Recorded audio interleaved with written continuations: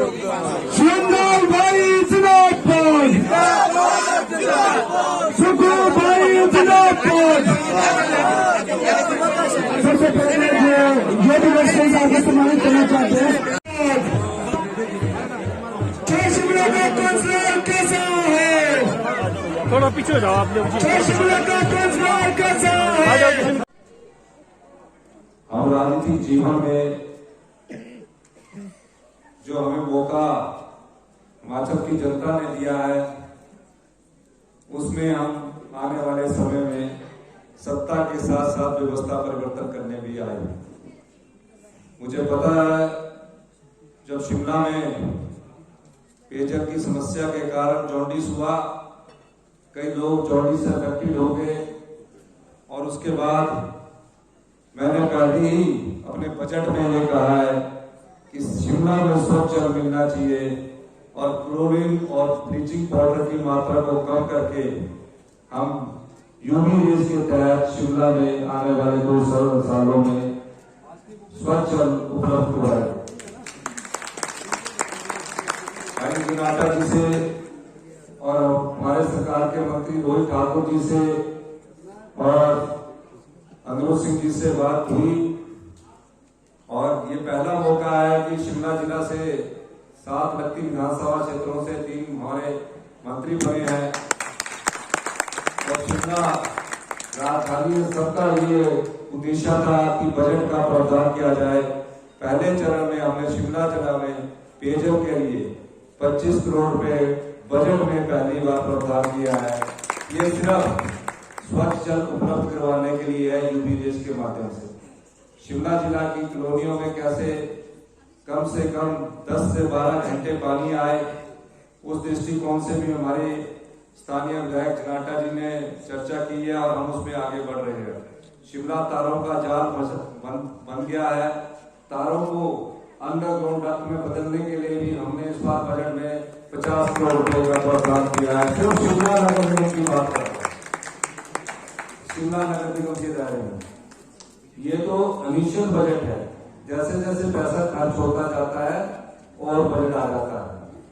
मैं सिर्फ उतना कहना चाहता हूं क्योंकि आज लास्ट दिन और 7 मेरी मीटिंगें हैं। अब इसके बाद जो मेरे पड़ोसी है जिनके साथ मैं यहाँ हमेशा रहा हूँ, सुख दुख में रहा हूँ, आपके साथ मेरा घर वाला संबंध है, और मैं आपको बहुत मिस भी करता हूँ। पर करें क्या, ये राजनीतिक का चक्कर ऐसा है जहाँ चारों तरफ से घिर जाता है इंसान। पहले तो एक PSO भी नहीं मैंने रखा था जब मैं विधायक था। 20 साल में विधायक अपने जीवन में रहा, और उसके विधायक बनने के बाद जिस दिन मेरा नाम घोषणा होना थी, घोषित हो चुका, उसी दिन मेरे इर्द गिर्द पुलिस वाले आ गए।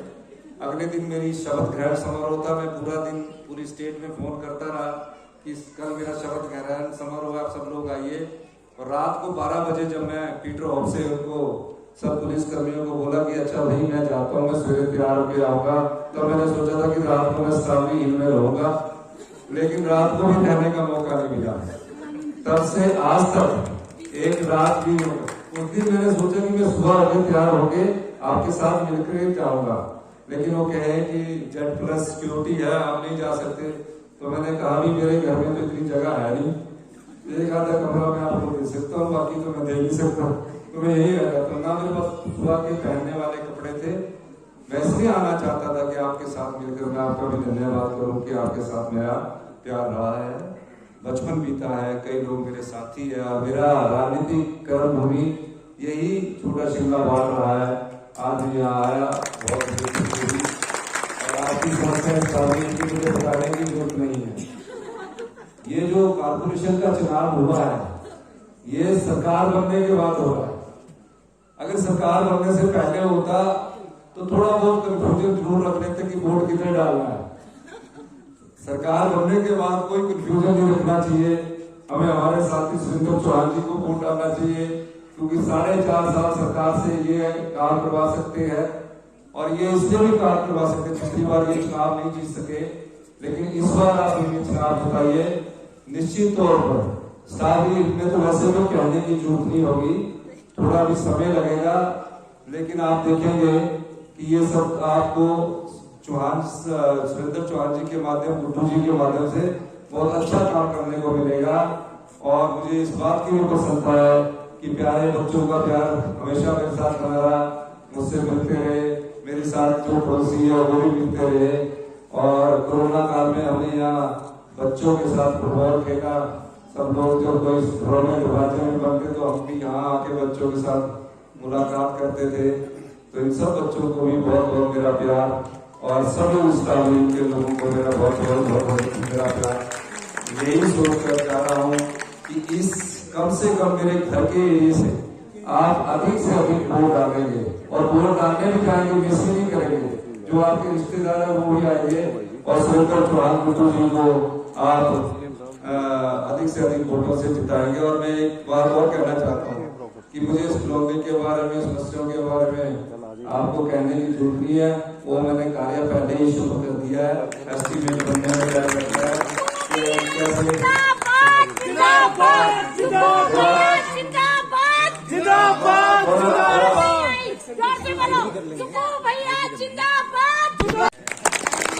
तो ये मैं उनको भी कहना चाहता हूँ, जो हमारे बच्चे हैं, अगर आप मेहनत करेंगे, पढ़ेंगे, तो कोई भी लक्ष्य तय करना मुश्किल नहीं होता। तो आप ये लक्ष्य तय करके चलिए, मन में गांठ मारनी पड़ती है। जब मैं सीआर बना तो सबसे ज्यादा लड़के मेरे ब्लॉकर्स से साथ चलते थे। जब मैं general secretary government college Shimla का बना, एक ही कॉलेज हुआ करता था पूरे शिमला में, 3000 के करीब बच्चे हुआ करते थे। तब सारा ब्लॉकर्स के लड़के और लड़कियां टाइप 4 से लेकर टाइप 2 से लेकर टाइप 3 से लेकर टाइप 1 तक सब मेरे को सपोर्ट करते थे, और सब अपने रिश्तेदारों के पास जाते थे। इतना प्यार मुझे इस जगह से मिला है, इसको मैं भूल नहीं सकता।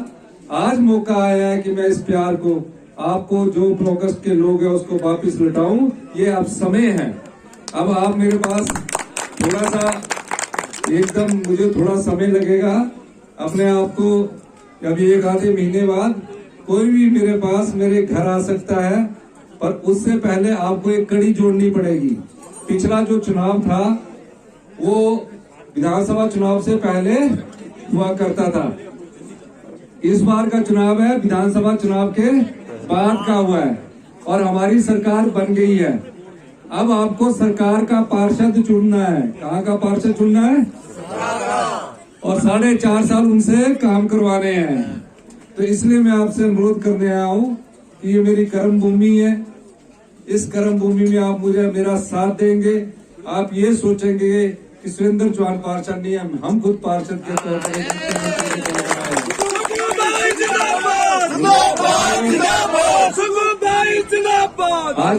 आज आप चुनाव प्रचार खत्म हो रहा है, मुझे जल्दी जाना है, कुसुमटी जाना है, न्यू शिमला जाना है, पंथा घाटी जाना है, कृष्णनगरी जाना है। आप एक कार्यक्रम रखो आने वाले समय में, तब मैं आपके साथ 2-3 घंटे आराम से बैठकर यहाँ आग लगाकर आपके साथ बैठकर बातें सुनेंगे, ठीक है? इसलिए मैं आप सब लोगों का एक बार फिर धन्यवाद करता हूँ, इस आशा के साथ कि आप इस बार हमारे सुरेंद्र चौहान गुड्डू को चुनाव जिताएंगे कि नहीं जिताएंगे? करके बताओ, वही हाथ खड़ा करना और इसलिए भी जिताएंगे कि जिसकी सरकार होती है उसका फायदा होता है। जो दूसरी सरकार का जिताते हैं उससे आपके 10% भी काम नहीं होते।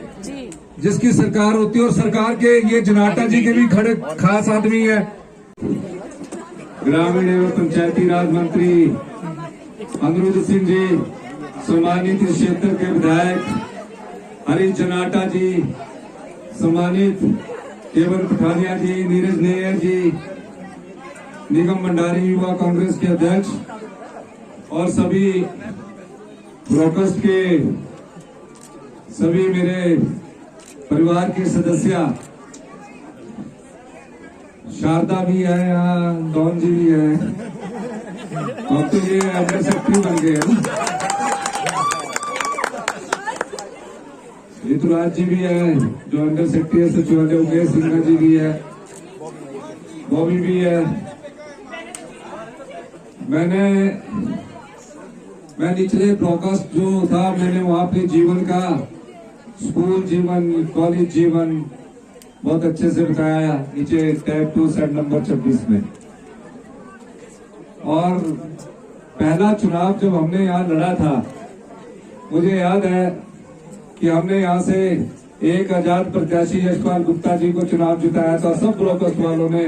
तो मेरी उम्र 22 साल की थी और आप लोगों ने मेरे कहने के अनुसार यहाँ वोट दिया था, क्योंकि 25 साल वाला ही काउंसलर का चुनाव लड़ सकता था।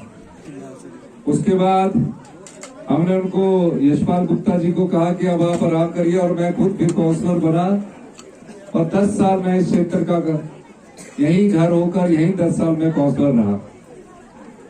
यहाँ क्या करना है क्या नहीं करना है वो सब चीजें मुझे पता है। यहाँ सारे हमारे सरकारी कर्मचारी रहते हैं, आपको मुझे कुछ कहना नहीं है, लेकिन हमने जो वादा किया था कि पहली कैबिनेट में हम ओपीएस देंगे, उसको हमने लागू कर दिया। मैं खुद सरकारी कर्मचारी का बेटा हूं, तो मुझे पता है कि हर एक सरकारी कर्मचारी को किस चीज की जरूरत होती है। 15 अप्रैल में हमने 3% डीए की किस्त जारी करने की बात कही और एरियर भी देने की बात की। हालांकि हमारी आर्थिक स्थिति ठीक नहीं है, मैंने कहा कि ये एरियर भी साथ हो ताकि ये कुछ लोग कुछ चीज खरीद सके। ये ना हो कि थोड़े थोड़े पैसे देकर उसका कोई फायदा नहीं होगा। तो उन्होंने कहा कि हम एरियर भी इकट्ठा ही दे रहे हैं, किस्तों में नहीं दे रहे हैं। जबकि भारतीय जनता पार्टी की सरकार ने 6th पे कमीशन दिया। 6th पे कमीशन के बाद 10,000 करोड़ रुपया हमारे पास छोड़ गए कि तुम आपने देना है, हम देंगे, पर अभी थोड़ा हमारे को समय लगेगा। पिछले कल ही हमने 2 साल के जो रेगुलर कॉन्ट्रैक्ट के कर्मचारी थे, जो पार्ट टाइम वर्कर्स थे, उनको भी हमने रेगुलर करने की कल हमने फाइल को साइन किया और वो भी जल्दी रेगुलर हो जाएंगे। एक बार सुखू जी, बार बार सुखू जी, एक बार